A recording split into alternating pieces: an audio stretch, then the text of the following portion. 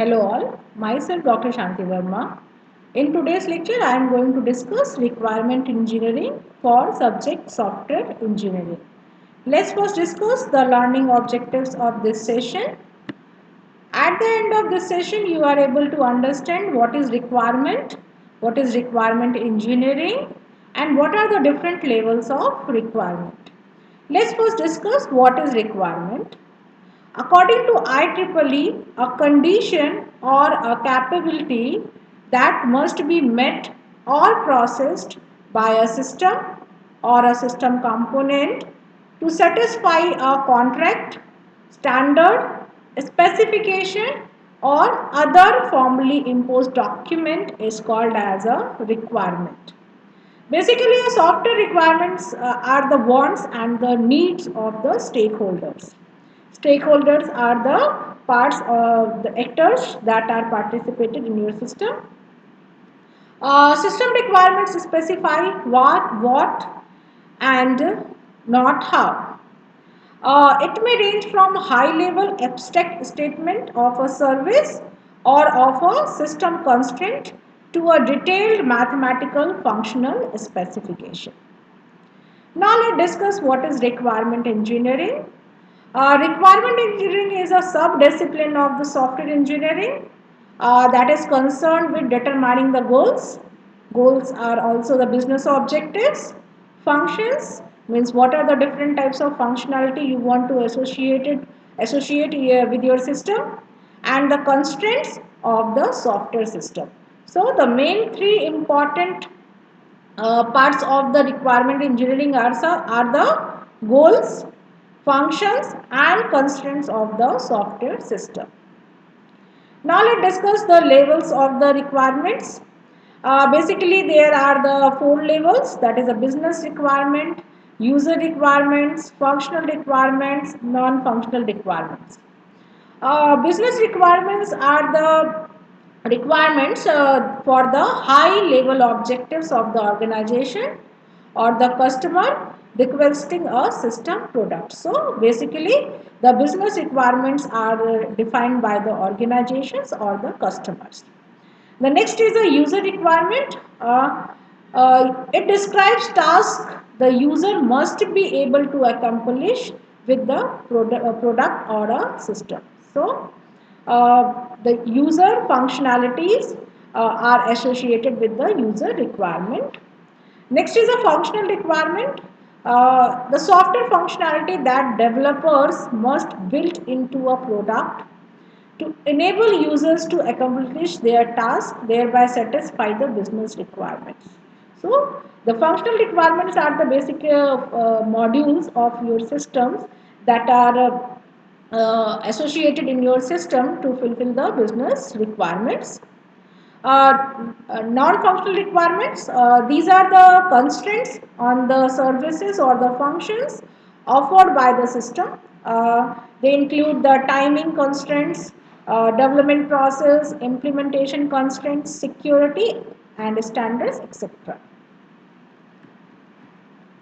Now let's discuss the business requirements.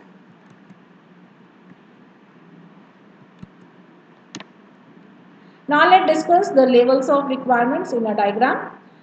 In this diagram you can see that there is a one problem space. This problem space is a high level abstract requirement. With the help of the problem solving techniques, we extract the real problem. So this problem space is defined by the organization, and with the help of some problem solving techniques we can identify what the exactly problem is. After identify what the exactly problem is, we have to define the solution space. The solution space have the several functions like needs, features, requirements, analysis, design, implementation and testing. The needs is basically why this system are needed. So in this need we have to understand why this system is required. Next is the features. Then what understanding the application domain and what are the different functionality you have to associate in your system. Next is the requirements. In the requirement phase, you have to identify the business requirement, user requirements, functional requirement, and the non-functional requirement. After requirement, there is a analysis and design phase for understanding the solution, and after that, implementation and testing phases are there for the system development life cycle.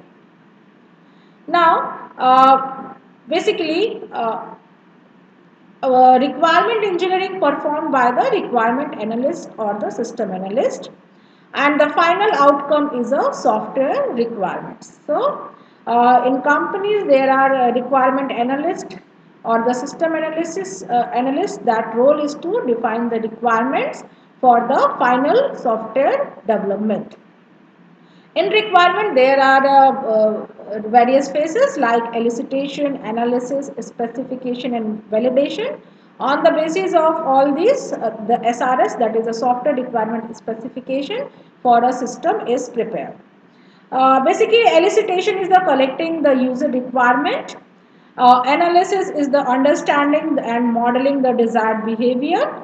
Specification is documenting the behavior of the proposed system, and validation is checking that our specification matches with the user requirement or not.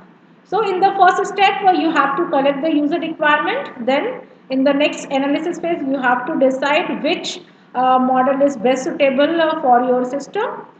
In the next, you have to make a document that shows the behavior of the proposed system, and at last you have to check that your business objectives are matched with your system requirement system or not. If the validation phase is not approved, you have to again collect the user requirements, or you have to again do the analysis. And if your validation is successful, then you have to prepare a software requirement specification. This is a document. On the basis of this document, developers design the system or code the system. Now let's discuss the understanding requirements using a picture story. We know that when we are developing the softwares, there are many types of users interacted with each other, and every users have a different mindset. So what is the problem when you have to gather the requirement from various different users? In this figure, you can see that this is a one picture. So, how the customer explained it? It is the customer perspective or the customer view what he see in this figure. Either he sees a ladder or it's a swing. That is his or her point of view. Now, how the project leader understand it? In the first figure, you can see that this is a one type of ladder, but the project leader understand that it is a swing. Now, how the analyst design it? So, you can see in the figure that there is a one cut in the tree. So, this is the analyst point of view. Now, how the programmer wrote it? That is another view. Then how the business consultant describe it? That is again another view.